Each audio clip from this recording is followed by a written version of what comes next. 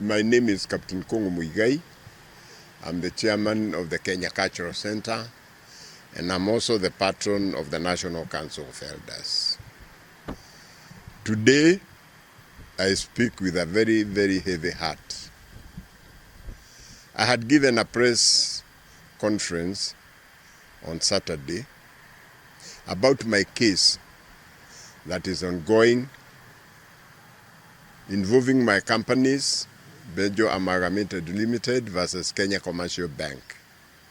And I had narrated how Kenya Commercial Bank sold our property valued at 3.5 billion. They sold it for 70 million.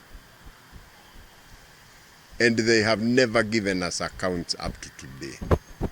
I said that the person who bought the farm, his name is Kamlesh Rahul, he bought the farm at 70 million in 2007, and the next year he sold it to the Shah community for 3.5 billion.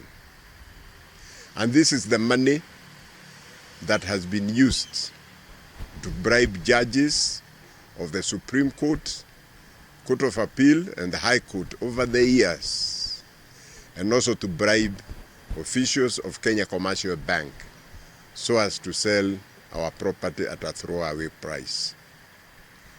During my press conference, I mentioned that my lead lawyer in this case is Professor Mbobu Kyalo.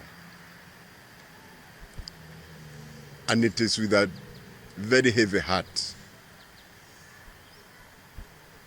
that I learned yesterday in the evening, another of the lawyers who is also acting for me called me and informed me that Advocate Mbobu Kyalo had been shot somewhere in Langata.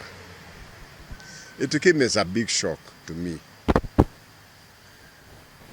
Advocate Kyalo is a humble man, very humble, very affable. Somebody who is soft-spoken, never had him shout at any, and never seen him argue with anybody. And it's a despicable act to kill a man like that. I don't know who killed him or why. I cannot pretend to know that. But what I can state is, in my statement, I had said Mbobu Kyalo is my lawyer. And indeed, Mbobu Kyalo was one of my witnesses who was going to give evidence about how various judges have been bribed with a lot of money. And he was also the custodian of very, very crucial evidence. He was holding 4 affidavits from our witnesses who either participated or were privy to the giving of bribes to the judges. He was also a custodian of 2 audio recordings which were actually recorded when these judges were being bribed. It's a sad day, indeed a very sad day for this country, that we can lose somebody of the caliber of Mbobu Kyalo. He was a professor in law. I will not blame anybody because I really don't have an idea who killed him. But I have accused a cartel made up of the Shah community, Kenya Commercial Bank, and various judges in the Supreme Court and the Court of Appeal and the High Court, that they conspired. I can call it a criminal gang. They conspired and they committed serious crimes. This was one of the men who was driving this case together with the evidence. Today, I reported to the DCI Director of Criminal Investigations. Because I cannot access his office, they told me it's now a crime scene. I cannot access his home. So I reported to the DCI that these documents and this evidence was in the possession of the lawyer. So I have requested him.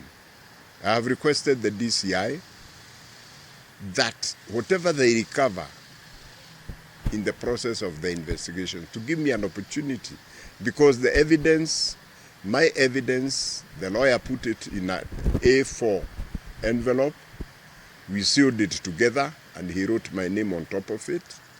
So I described the parcel to the DCI and I asked them if they come across such a package to please contact me so I can go and identify it. First of all, I want to send my condolences together with my family.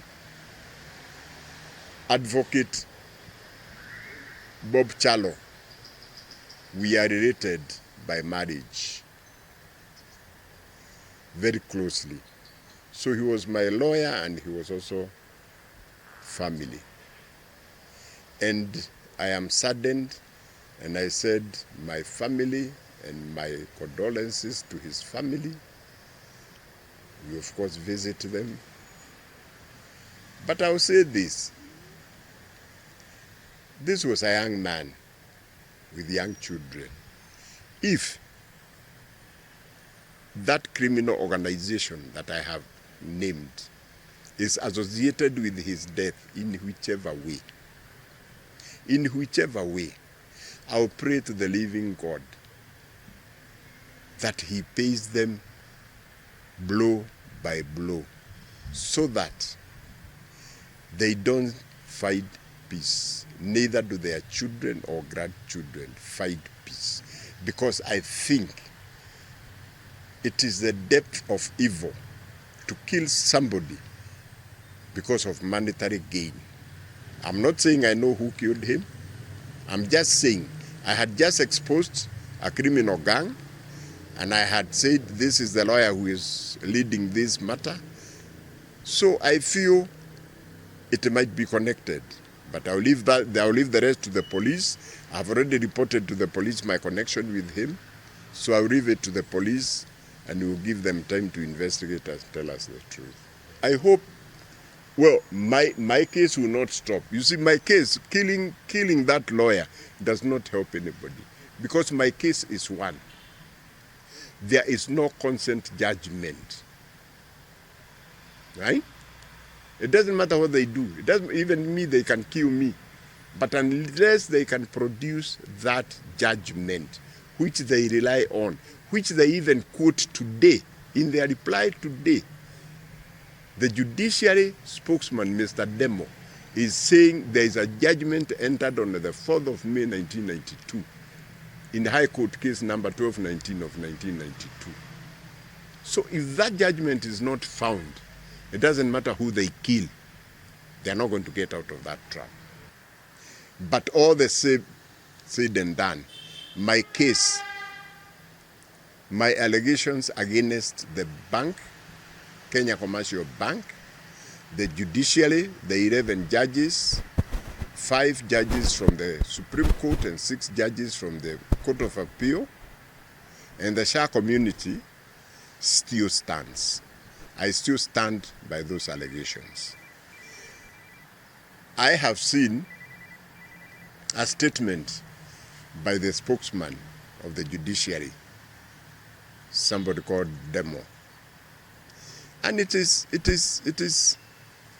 flabbergasting because he says they deny every allegation I have made. They deny every allegation I have made. And he goes to explain what happened. And once again, he talks about a consent judgment dated 4th of May, 1992, in the High Court Civil Case number 1219 of 1992. He says that is the consent judgment that made them sell my farm And that is a consent judgment that settled this matter. And once again, I am asking the judiciary and I'm asking Kenyans to support me on this. Let them produce that judgment. I am challenging the judiciary. They have written clearly in their statement by their spokesman that we entered into a consent judgment which settled all these issues. So I'm challenging them, as I have done over the last 30 years. Produce this judgment, produce this consent judgment. What is so difficult? This is a physical document. I have said the judge who was supposed to have recorded it, Justice Erastus Githinji, he has written a ruling, an official ruling saying there is no judgment like that. The police have investigated and said there is no judgment like that. The registrar of the High Court has written and said there is no judgment like that. The Law Society of Kenya has written and said the lawyer who is purported to be my lawyer, Mr. Menye, did not have a practicing certificate on that day of that judgment. So it is obvious there is no judgment. But even today, in the statement that they have issued today, they are still talking about a consent judgment which does not exist. So I will not cease, I will not stop until they produce that judgment to silence me.